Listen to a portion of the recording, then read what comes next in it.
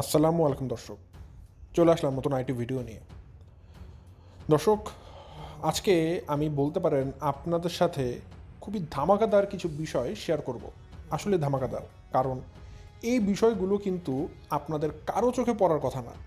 বিষয়টা একটু পুরাতন হলেও ঘটনাটা কিন্তু খুবই দুর্দান্ত, খুবই দুর্দান্ত।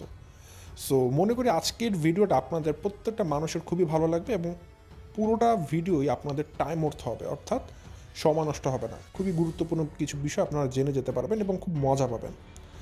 ঘটনা হচ্ছে দর্শক, আজকে আমি আপনাদের সাথে তিশার একটা নাটক শেয়ার করব। তিশার নাটক বলতে আপনারা সবাই জানেন, যেদিন ফাতেহা এসেছিল সেদিন কিন্তু তিশা সবার সামনে বসে মানে ক্যামেরা অন করে ফাতেহাকে জড়িয়ে ধরে হাউ মাউ কাউ করে কান্নাকাটি করেছিল। সে কান্নাকাটি করার আগ মুহূর্তে যে নাটকটা হয়েছে, যে নাটকটা আসলে অফ ক্যামেরা ধরা পড়ে গেছে, সে ধরা পড়ে যাওয়া গোপন ইনফরমেশনটুকু আমি আপনাদেরকে আজকে সামনাসামনি দেখিয়ে দিব। সামনাসামনি আপনারা দেখতে পারবেন।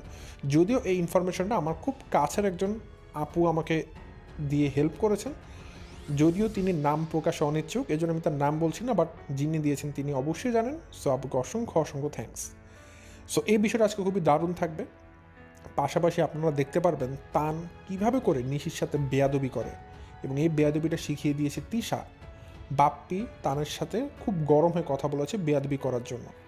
তিশা কিভাবে করে সালমা বেগমকে অত্যাচার করছে, ঠিক আছে, এবং তানজিলার কিছু বেইমানি বা অকৃতজ্ঞতা, সব কিছু মিলে আমার আজকের এই ভিডিওটা খুবই ফাটাফাটি হবে দর্শক। সো যদি আপনাদের কাছে ইম্পর্টেন্ট মনে হয় পুরো ভিডিওটা দেখবেন, তাহলে ইন ডিটেলস সব কিছু জেনে যাবেন। সো বেশি কথা না বেরিয়ে চলুন শুরু করা যাক আমার আজকের ভিডিও।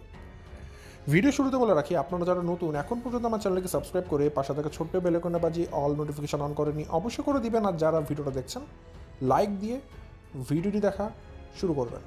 দর্শক, আমি আমার ভিডিওর মূল কথা শুরু করে দেই। ভিডিও শুরুতেই দর্শক, আজকে আমি চলে আসি আগে অফ টপিকে, অর্থাৎ আমি দুর্দান্ত যে বিষয়টা সে একটু পর বলছি, তিশার সে নাটকের খেলা। বাট এর আগে আমি বলে নিই বাপ্পি এবং তানের কিছু বিষয়। যেদিন তান এবং বাপ্পি নিশিকে আনতে এয়ারপোর্টে গিয়েছিল, মনে আছে সেদিনের ঘটনা? হয়তো অনেকে ভুলে গেছেন, অনেক দিন আগের ঘটনা, প্রায় 10-12 দিন আগের ঘটনা। তো ঢাকাতে এসেছিল বাপ্পি এবং তান নিশিকে নিতে। রাত্রবেলায় এসেছে, নিশিকে রিসিভ করলো, এখন গাড়িতে করে পাবনা যাবে। তো যাওয়ার সময় আপনারা একটা জিনিস সবসময় জানেন, তান কিন্তু সবসময় গাড়ির সামনের সিটটাতে বসে, ড্রাইভারের পাশের সিটটাতে সবসময় তান ওই জায়গাটাতেই বসে। তো এবার যখন নিশি এসেছে, বাপ্পি শুরুতেই তানকে বলেছিল তুমি ফুপ্পির পাশে বসবে, কিন্তু তান বাপ্পির কথা তোয়াক্কা না করে, পাত্তা না দিয়ে সে আবার সামনে সিটে বসা ধরে আর কি। তখন বাপ্পি রাগ হয়ে যায়, সাথে সাথে বলে তুমি ফুপ্পির পাশে বসো। তখন আসলে তান ক্যামেরা অন করা ছিল, কিছু না বলে আস্তে করে গিয়ে নিশির পাশে বসে, যদিও তান এটা পছন্দ করছিল না। মানে তান তার ফুপিকে 2টা টাকার দাম দেয় না, মূল্যায়ন করে না। আরও একটা নমুনা দেই, যেদিন নিশি ফেরত যাবে মালয়েশিয়াতে পাবনা থেকে, আবার অবশ্যই আগে ঢাকায় আসতে হবে। সো পাবনা থেকে যখন সে বিদায় নিয়ে আসছিল, ওই সময় অবশ্যই একটা আবেগঘন মুহূর্ত। সে তার বাসা ছেড়ে যাচ্ছে, তার মায়ের স্মৃতিগুলোকে মুছে দেওয়া হবে। সো এটা তার ঢাকাতে মানে বাংলাদেশে বলতে পারেন শেষ আশা। সব কিছু মিলিয়ে নিশি খুবই আবেগঘন মুহূর্তে ছিল, খুবই আবেগী হয়ে পড়েছিল, ইমোশনাল হয়ে পড়েছিল। তো এই অবস্থায় নিশি তার সমস্ত কিছু একটু একটু করে দেখছিল, শেষবার মতো দেখে দেখে যাচ্ছিল, এর জন্য সময় লাগছিল। কিন্তু তানের কেন যেন সেটা ভালো লাগছিল না। তান বারবার করে নিশিকে তাড়া দিচ্ছিল, তুমি কখন যাবা, হ্যাঁ তুমি কখন যাবা, ঠিক এই টোনে কথা বলছিল, তুমি কখন যাবা, হ্যাঁ কখন যাবা। তখন নিশি বলে 2টার দিকে যাব।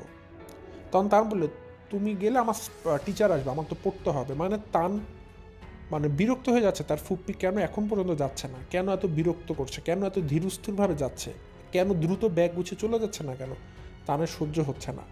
আসলে তানের মধ্যে এই যে তার ফুপির প্রতি যেটা বিদ্বেষপূর্ণ মনোভাব, এটা কে তৈরি করেছে? ফুপিকে দেখলে তান যে মুখ ভেঙচি মারে, আপনারা বিভিন্ন ভিডিওতে খেয়াল করে দেখবেন, তান নিশিকে দেখলেই পেছনে বসে মুখ ভেঙচি মারে, ভ্যাঙ্গায়। কেন? কার কাছ থেকে এগুলো শিখেছে? তিশা। তিশাই কিন্তু অফ ক্যামেরা বা নিশির পেছনে বসে তানের সাথে তার ফুপির বদনাম করে, তান বড় হচ্ছে সেগুলো শোনে। এই জন্য এখন নিশি দেখলে তান কোনো রকম দাম দেয় না, কোনো রকম পাত্তাই দেয় না, নিশিকে গোনাতে ধরে না। নিশিকে দেখলেই মুখ ভ্যাংচায়, নিশিকে দেখলেই কখন চলে যাবে সেই তারা দিতে থাকে, তুমি চলে যাচ্ছ না কেন। নিশিকে যখন বাংলাদেশে আসলো, তাকে নিতে আসলো, রিসিভ করার সময় সে নিশির পাশে বসবে না, কথাও বলে না। ফুপি, তার যে একটা ফুপ্পিকে সম্মান দিতে হবে, কথা বলতে হবে, নিশি যেমনই হোক সেটা আমরা বুঝি, নিশি খারাপ ভালো সেটা আমরা বুঝবো। বাট তান তার জন্য তো সে ফুপি, তার বড় একটা ফুপি আর কি, বয়সে কত বড়। আর তান যেভাবে বেয়াদবি করছে, তাকে বেয়াদবি শিক্ষা দেওয়া হয়েছে, এটা কিন্তু আসলে একটা বাচ্চা মানুষের সাথে কখনোই যায় না। আসলে বলে না, মূর্খ মূর্খের মতোই পরিচয় দিবে। তিশা একটা মূর্খ মা, অবশ্যই তার সন্তানকে সে মূর্খতার পরিচয়, মূর্খতার শিক্ষাই দিবে, এটাই বাস্তব। সো তানকে সে মূর্খের শিক্ষাই দিচ্ছে যে বড় মানুষের সাথে কীভাবে বেয়াদবি করতে হয়।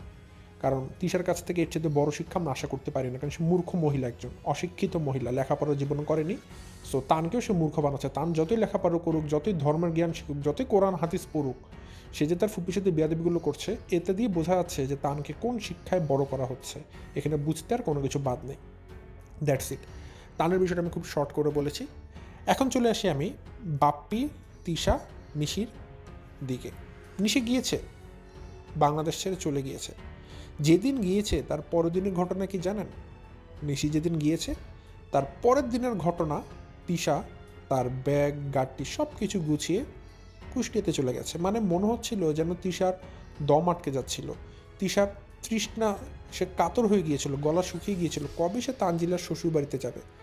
ফাতেহাকে বিদায় দেওয়া মাত্রই সে দৌড় দিয়েছে কুষ্টিয়াতে তানজিলার শ্বশুর বাড়িতে। অবাক হয়ে যায় যে সালমা বেগম আর কত কষ্ট করবে।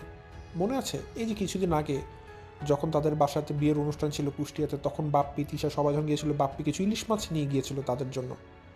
সেই ইলিশ মাছ না সালমা বেগম মানে তানজিলার শ্বশুরবাড়ির লোকজন খেতে পারেনি, তিশা গিয়ে এখন সেগুলোতে হামলা দেওয়া শুরু করেছে। তাদের নাম ইলিশ মাছ, তিশা এখন নিজে চাল কুমড়া দিয়ে রান্না করে করে খাচ্ছে ওই বাড়িতে। এবং কে রান্না করে দিচ্ছে? সালমা বেগম।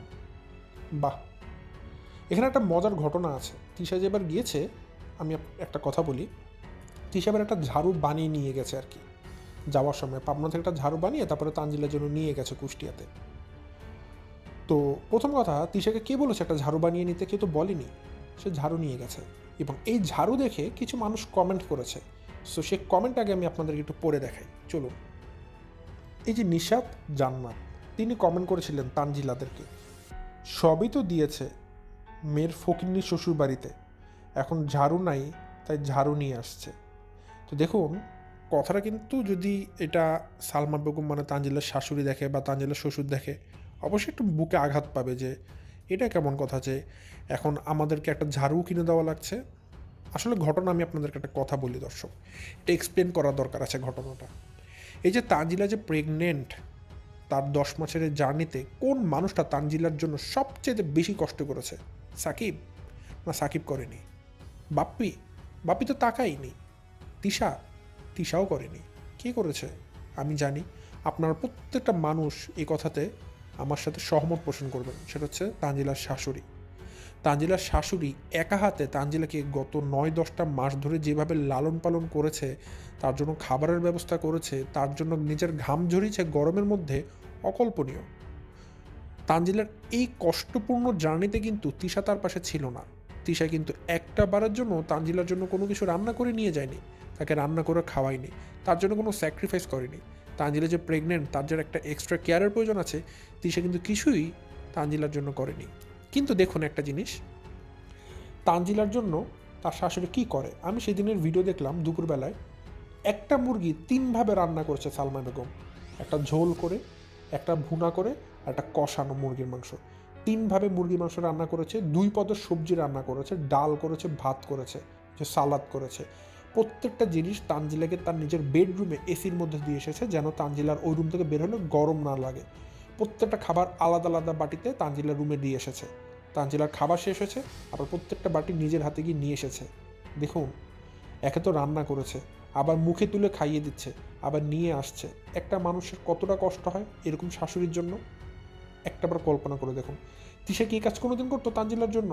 কোনো দিন, কোনো একবেলা তানজিলার জন্য তিশা কি এই গত 9-10 মাসে করেছে? এরকম করেনি। কিন্তু এটা রোজকের ঘটনা।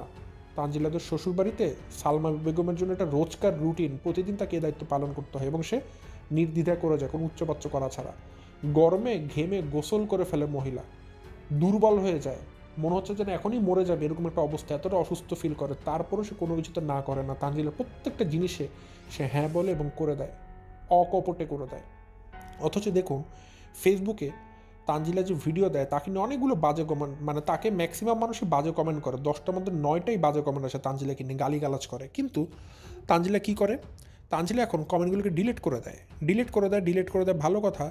তো দেখবেন তার ফেসবুকে যদি এখন ভিডিওর কমেন্ট সেকশন দেখেন, দেখবেন সবগুলো ভালো কমেন্ট, খারাপ কমেন্টগুলো তানজিলা ডিলিট করে দেয়, নাহলে ভিউয়ারদেরকে সে হাইড ইউজার করে দেয়, ব্লক করে দেয়।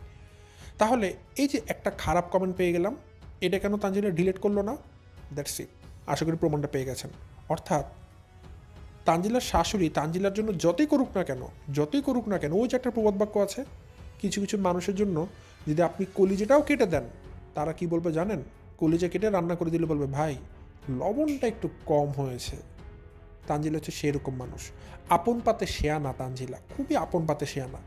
তিশা তার জন্য কিছু করুক আর না করুক, তিশার নামে কোনো খারাপ কথা আসলে তানজিলা তাড়াতাড়ি করে ডিলিট করে দেয়। তার নিজের বাপের বাড়ি, মায়ের বাড়ির নামে কোনো বদনাম তানজিলা তার চ্যানেলে রাখে না। কিন্তু এই যে তার শ্বশুরবাড়ি কিনে একটা বদনাম করেছে একজন দর্শক, যে ঝাড়ু কিনে দেওয়া লাগে কি ফকিন্নি পরিবার, এটা তানজিলা খুব সুন্দরভাবে রেখে দিয়েছে, যেন দর্শকরা দেখে যে তানজিলা কতটা ফকিন্নি পরিবারে বিয়ে করেছে, তানজিলা তার শ্বশুরবাড়িকে কতটা খাটো করার চেষ্টা করছে। তানজিলা এখন এমন অহংকারে চলে, অকল্পনীয়। গতকালও দেখলাম তানজিলের ভিডিওতে তার চাচি শাশুড়ি তাকে দিয়ে মুরগির মাংস কাটিয়েছে, তো বা গরু কিছু একটা মাংস কাটিয়েছে আর কি। তো একটা মাংস কাটতে পারিনি, বটিতে ধার ছিল না আর কি তার চাচি শাশুড়ি। তো সে আবার তানজিলাকে বলেছে এটা একটু তোমার শাশুড়ির বটি দিয়ে কেটে নিতে বললো। তো এটার জন্য তানজিলা খুব খারাপ লেগেছে। সে তার চাচি শাশুড়ি বলছে, কি আমার বড় লোকের ঝি রে, বড় লোকের ঝি। মানে তানজিলা যাকে যেভাবে পারছে সেভাবে অপমান করে। মানে তানজিলা নিজেকে অন্য জগতের কিছু মনে করছে, মানে সে টাকা কামাই করে তো দুই হাত ভরে, এই জন্য সে নিজেকে এখন অন্য লেভেলে কিছু মনে করছে। আসলে এই সমস্ত মানুষ যারা নিজেদের এতটুকু যোগ্যতা নাই যে তারা নিজেরা কোনো কিছু করে খেতে পারবে, জাস্ট এই যে ফ্রিতে বসে বসে যে খাচ্ছে, এই জন্য তাদের কাছে পুরো দুনিয়াটা এখন হাতে চলে এসেছে। এই দুনিয়া হাত থেকে চলে যেতে সময় লাগবে না, এগুলো খালি মাত্র সময়ের অপেক্ষা। তানজিলার বর্তমানে যে অহংকার, যে দেমাগ, যে দাপট নিয়ে চলছে, খুব সময় লাগবে না এই অহংকার, এই দেমাগ, এই দাপটটা মাটির সাথে বা ধুলার সাথে মিশিয়ে যেতে। সময়ের অপেক্ষা মাত্র। তো দেখুন দর্শক, একটা করে বলি। প্রথমত তানের বেয়াদবির কথা বলেছি, তানকে বেয়াদবি শিক্ষা দেওয়া হচ্ছে। তান নিশির সাথে বেয়াদবি করে, বাপ্পি তাকে এটার জন্য একটু চোখ গরম দিয়েছে, রাঙ্গানি দিয়েছে।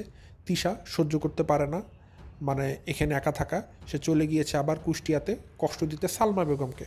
আবার সালমা বেগমের উপরে মাথা চড়ে বসে খাচ্ছে, নিজে কোনো রান্নাবান্না করবে না, নিজের সংসার নেই, খালি তার সংসারে বসে রান্নাবান্না করে খাচ্ছে। আচ্ছা, তানজিলা কী করলো? তানজিলা তার চাচি শাশুড়িকে অপমান করলো। তানজিলা কী করলো? তার শাশুড়ি নামে যে বদনামগুলো ফেসবুকে করা হচ্ছে সেগুলোকে রেখে দিচ্ছে দর্শকদেরকে দেখানোর জন্য, কিন্তু তার মাকে নিয়ে করা খারাপ কমেন্টগুলো তানজিলা ডিলিট করে দিচ্ছে। এতে করে বোঝা যাচ্ছে তানজিলা কাকে আপন মনে করে, কাকে পর মনে করে। অথচ দেখবেন মুখে মিষ্টি মিষ্টি কথা কিন্তু সারাক্ষণ সে তার শাশুড়িকে বলে, কিন্তু বাঁশ দেওয়ার সময় সবার আগের বাঁশটা কিন্তু সে তার শাশুড়ির জন্য রেখে দেয়। তো এগুলোকে বলা হয়, আসলে এই সমস্ত মানুষের জন্য মনে হয় এই প্রবাদ বাক্যগুলো এসেছে, যে কাউকে কলিজা কেটে রান্না করে দিল, কিছু কিছু মানুষ বলবে লবণটা কম হয়েছে। তানজিলের মতো মানুষদের জন্যই এই প্রবাদ বাক্যগুলো এসেছে, আপন পাতে শেয়ানা। এগুলো তানজিলের মতো মানুষদের জন্যই কিন্তু তৈরি হয়েছে আমি মনে করি। তো আজকের ভিডিও আমার মেইন যে ফোকাস ছিল, বা মেইন যে কন্টেন্ট ছিল, বা মেইন যে ভিডিওর টপিক ছিল, সেটা এখন বলছি। আপনাদের খেয়াল আছে যেদিন নিশি বাংলাদেশে এসেছিল এয়ারপোর্ট থেকে, তারপরে সে পাবনাতে আসে। তো যখন পাবনাতে আসে তখন পাবনাতে ভোর হয়ে যায়। তিশাকে দেখবেন একটা তসবি হাতে করে সে তাবিয়াকে নিয়ে তাদের যে পাবনার বাসার দোতলা বাসার বাইরে যে উঠান ছিল, গোল একটা গাছ আছে, গাছের নিচে উঠানের মতো ছিল, ওখানে বসেছিল এবং ভিডিও করছিল পাখি, সে ভোরবেলাতে। ঠিক আছে, এবং বাপ্পি আগের থেকে তিশাকে বলেছিল আমরা এখন আসছি, তুমি ভিডিও করতে পারো, এবং তিশা ভিডিও অন করে দিয়েছে পাখিকে দিয়ে। তো মোস্ট ইন্টারেস্টিং বিষয় কি জানেন? পাখি যে ভিডিও করছিল, তো এটা একটা শ্যুট করা ছিল যে বাপ্পি যখন নিশিকে নিয়ে আসবে, তিশা ওই সময় ক্যামেরা অন করবে, নিশি আসবে এবং তিশা নিশিকে জড়িয়ে ধরে ভ্যা করে কান্না করবে হাঁসের মতো। ঠিক আছে, এটা একটা প্রি প্ল্যান ছিল এবং পাখি এগুলো সব কিছুই জানতো। পাখিকে শিখিয়ে দেওয়া হয়েছিল যে আমাকে এরকম কান্না করা অবস্থায় ভিডিও করবে সুন্দর মতো, এটা তিশা শিখিয়ে দিয়েছে। তো পাখি তো বোকা মানুষ, ছোটো মানুষ, এদের বুঝতে পারিনি। সে আবার ক্যামেরা অন করে তিশাকে ফিস করে বলছে, যখন তিশাকে ভিডিও করছিল এবং পিছন থেকে পাখি দেখতে পারে যে নিশি এবং বাপ্পি গাড়িতে করে চলে এসেছে, গাড়ি হর্ন বাজছে এসে গেছে, তখন পাখি তিশাকে ইঙ্গিত দিয়েছে, তাকে ইশারা দেয় এবং মুখ থেকে বলে, ক্যামেরাতে সেটা আস্তে করে ফিস করে শোনা গিয়েছে, বলছিল এখন কাঁদি দেন। মানে পাখি তিশাকে বলছিল এখন কাঁদি দেন, মানে কাঁদি দেন মানে কি এখন কেঁদে দেন, কারণ এখন কেঁদে দিলে কী হবে, এখন তো নিশি আসছে মানে এখনই কান্না শুরু করতে হবে, নাটক শুরু করতে হবে, এটা একটা ইশারা ছিল। তো পাখি যে তিশাকে বলছে কাঁদি দেন, এটা ভিডিওতে শোনা গেছে। আপনারা কষ্ট করে তিশার ভিডিওতে যেদিন নিশি এসেছে পাবনাতে গাড়ি থেকে নামছে তার আগে কিছুক্ষণ আগ থেকে ভিডিওটা দেখা শুরু করবেন, দেখবেন স্পষ্টভাবে পাখির সেই কথাটা কাঁদি দেন শুনতে পারবেন। যদি আপনারা কেউ শুনে না থাকেন বা শুনতে না পারেন আমাকে বলবেন, আমি তাহলে ভিডিওর টাইটেল ডিউরেশন সব আপনাদেরকে আবার বলে দিব, ঠিক আছে? সো এই ছিল তো আমার আজকে দুর্দান্ত ভিডিও। তো বোঝা যাচ্ছে যে তিশা নিশিকে জড়িয়ে ধরে যে কান্নাটা করেছিল সেটা কিন্তু নাটক ছিল, সেটা পাখির কথাতে বোঝা যাচ্ছে। কারণ পাখি বলছে কাঁদি দেন, মানে এখন কান্নার সিন তৈরি করতে হবে, তো কাঁদতে হবে এখন, তিশাকে আগেই পাখি বলে দিয়েছে। সো সব কিছুই হচ্ছে নাটক, এর বাইরে কিছুই না দর্শক। সো এই ছিল আমার আজকের ভিডিও। সো আপনারা জানেন রিসেন্টলি আমি একটি শর্ট ভিডিও দিচ্ছি সময়ের অভাবে, টাইম টেবিল ম্যানেজমেন্ট করতে না পারার জন্য, বাট খুব শীঘ্রই আমি আবার আমার আপন চিরচেনের উপর ব্যাক করবো। সো আশা করি আজকে শর্ট টাইমে খুবই ধামাকাদার কিছু ইনফরমেশন দিয়েছি। সো আজ আর বিষয়টা বাড়াচ্ছি না দর্শক, এখান থেকে বিদায় নিচ্ছি। সবাই ভালো থাকবেন, সুস্থ থাকবেন। আসসালামু আলাইকুম।